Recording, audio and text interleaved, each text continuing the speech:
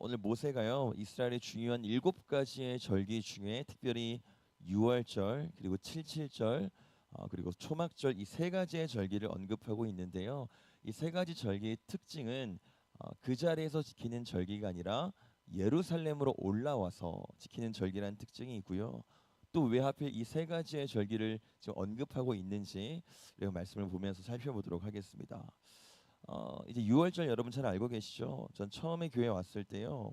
무슨 6월 달에 지키는 절기인 줄 알았어요. 혹시 지금도 그렇게 생각하시는 분은 안 계시죠? 6월절은 이스라엘 백성들의 정체성과도 같은 절기예요. 이스라엘이 애굽에서 살 때에 그리고 마침내 애굽에서 나올 때에 애굽의 심판이 임했어요. 근데 이스라엘은 그 심판에서 면제가 됐죠. 그 감격스러웠던 날이 바로 6월절입니다. 이스라엘의 종의 신분이 끝난 날이고요. 심판이 면제되었던 날이에요. 그러니까 한마디로 다시 태어난 날, 거듭난 날입니다. 근데 그 감격이요. 그냥 일어난 일은 아니었어요. 꼭 해야 하는 일이 하나 있었습니다. 뭐였죠? 어린 양을 잡아서 그 피를 문에 발라야지만 그 감격을 누릴 수 있었어요. 이걸 하지 않으면 이스라엘이라고 하더라도 심판을 피해 갈 수 없었습니다. 여러분 그러면 그날을 한번 상상하면서 이스라엘 백성들의 얼굴을 한번 떠올려 보세요. 어땠을 것 같으세요? 기쁨과 환희와 어떤 기대감으로 가득 차 있었을까요? 그럴 리가 없습니다. 온통 두려움과 긴장으로 그야말로 얼굴이 사색이 돼 있었을 거예요. 그날의 이스라엘은 출애굽을 준비하기 위해 했던 모든 행동을 다 멈췄을 겁니다. 귀중품을 챙기는 것도 멈췄을 거고요. 혹시라도 애굽에 남아있기로 한 친한 이웃과의 작별 인사도 멈췄을 거고 6월절 고기 외에 다른 식사도 어쩌면 걸렀을 거예요. 입맛이 별로 없었을 거거든요. 이런 걸 할 정신이 없었습니다. 이런 거에 신경 쓸 겨를이 없었어요. 엄청난 긴장 상태였다는 거죠. 딱 하나 규례대로 어린 양 잡아서 문에 피를 바르는 거 그거에만 그때의 모든 이스라엘 백성들은 온 신경을 다 쓰고 있었을 거라는 거죠. 왜냐하면 그렇게 안 하면 아들이 죽잖아요. 어쩌면 남편이 죽을 수도 있고요. 어쩌면 아버지가 죽을 수도 있는 그런 날이었어요. 그날은 결코 그러니까 환희의 밤이 아니었을 거라는 거죠. 긴장과 두려움 속에서 어린 양 하나만 붙잡고 있었을 거라는 거예요. 이 날이 바로 6월절입니다. 어린 양에만 온전히 몰두했던 날이 바로 6월절이에요. 그리고 그렇게 어린 양을 붙잡았더니 드디어 죽음이 넘어갔어요. 죽음이 피해갔습니다.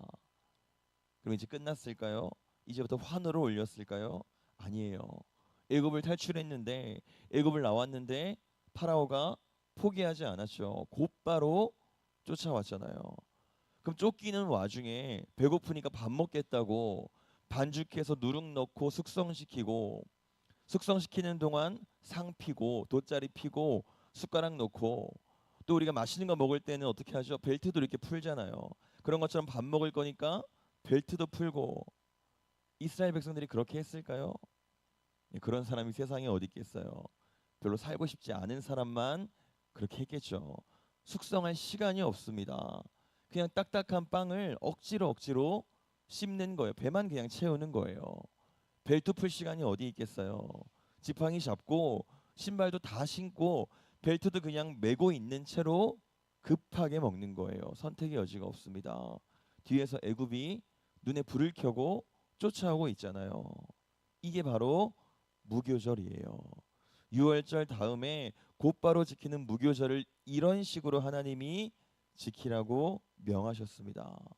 그러면서 6월절과 무교절을 지키면서 맛있는 음식도 아니고 편안한 집도 아니고 안식도 아니고 오직 딱 하나 너희가 살기 위해서 너희가 죽지 않기 위해서 심판을 피하기 위해서 어린 양에만 집중했던 그때를 얘들아 절대로 잊으면 안 된다 하시는 마음에 6월절과 무교절을 반드시 지켜야 된다 명하셨던 겁니다.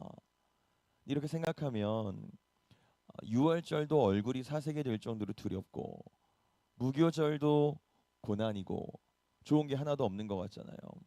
근데요, 이 6월절과 무교절을 지키는 사람들은 어린 양만 바라보는 사람들은 이걸 누릴 수 있어요. 우리 본문 11절 같이 보도록 하겠습니다. 시작.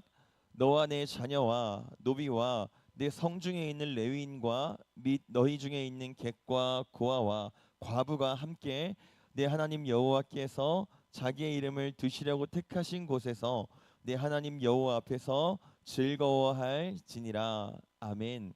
이제 모세가 두 번째로 말하는 절기가 77절인데요. 이 절기는 이제 초실절이라는 절기를 지내고 나서 7주 후에 지키는 절기예요.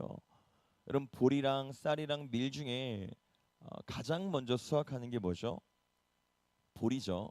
그래서 보리를 추수하고 첫 번째 결실에 감사하는 절기가 말 그대로 초실절이에요. 이건 우리가 지금도 율법은 아니지만 그래도 맥추절이라는 이름으로 지키고 있죠. 그리고 나서 두 번째로 추수하는 게 뭘까요? 밀입니다.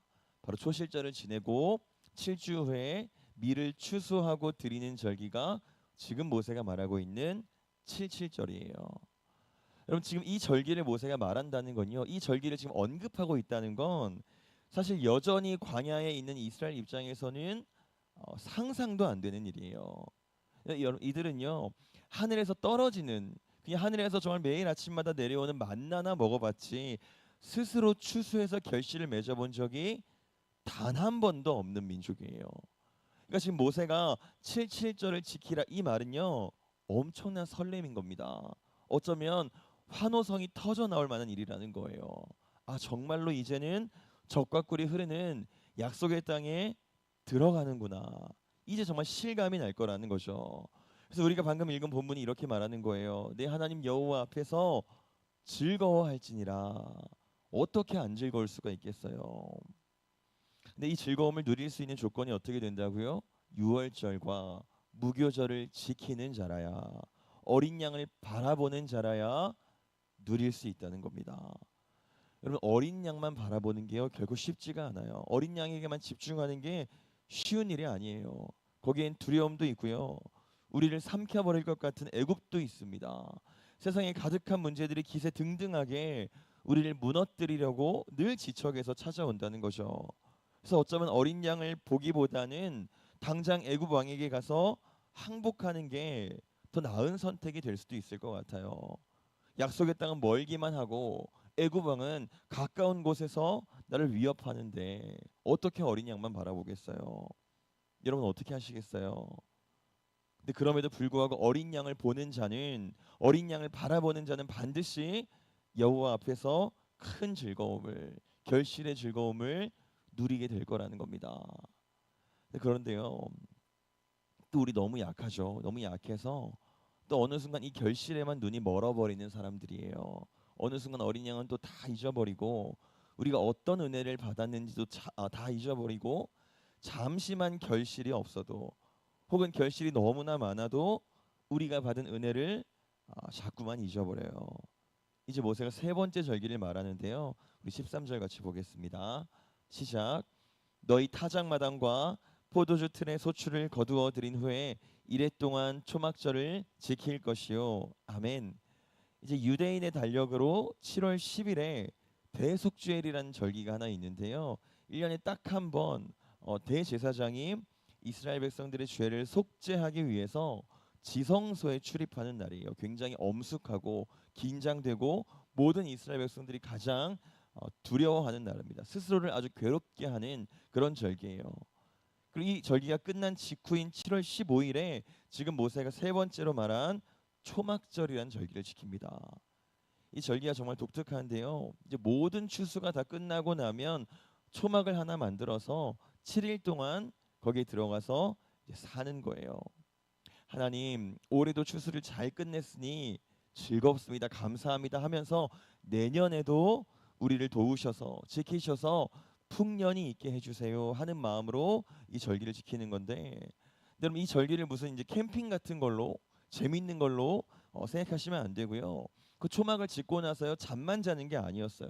불편할지라도 거기에 들어가서 일주일 동안 모든 생활을 다 하는 겁니다. 좀 이상하죠? 이스라엘이요 40년간 떠돌았잖아요. 40년간 광야를 전전했잖아요.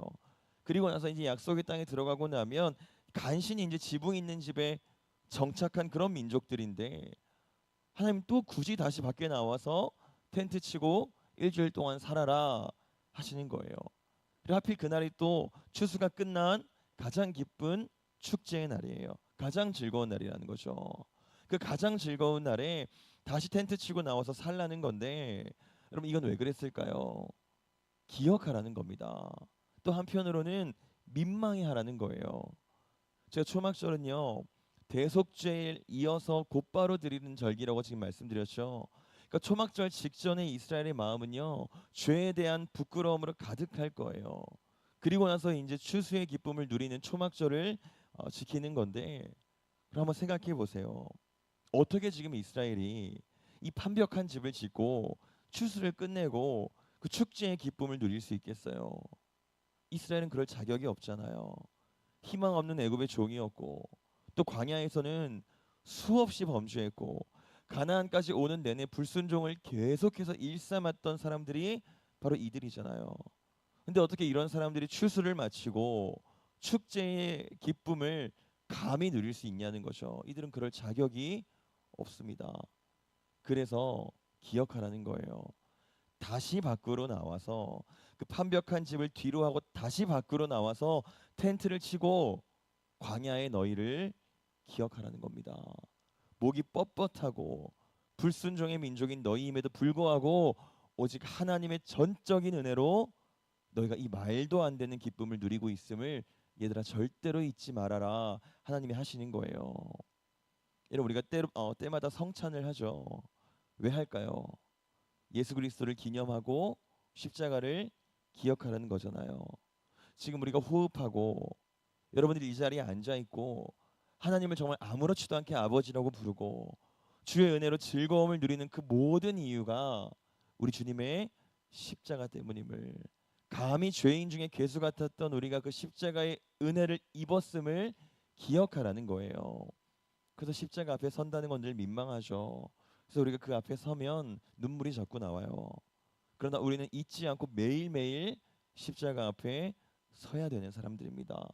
내가 누리는 모든 것들이 십자가의 은혜 때문임을 기억해야 되는 사람들이라는 거예요. 초막절은 그런 의미가 있는 겁니다. 여러분 우리는요 어린 양 때문에 심판에서 건져냄 받은 사람들이에요. 죽음이 넘어간 사람들입니다. 그러니까 우리의 시선은 어느 때든지 이 어린 양 예수 그리스도께 고정되어 있어야 되는 거예요. 세상이 때로는 더 위협적으로 보일 때도 있죠. 그러나 그때에도 우리는 어린 양을 바라봐야 됩니다. 그렇게 하면 우리가 반드시 여호와 앞에서 놀라운 즐거움을 누릴 거예요. 큰 결실도 보게 될 겁니다. 그러나 무뎌지고 무뎌져서 익숙해지고 익숙해져도 절대 잊으시면 안 됩니다. 그 모든 결실이 오직 십자가의 은혜 때문임을 저와 여러분이 항상 기억하기를 원합니다. 그러므로 매일매일 십자가 앞에 나를 세우고 그렇게 십자가를 끌어안고 주의 은혜에 감사하는 저와 여러분 되기를 소원합니다. 아멘. 기도하겠습니다. 하나님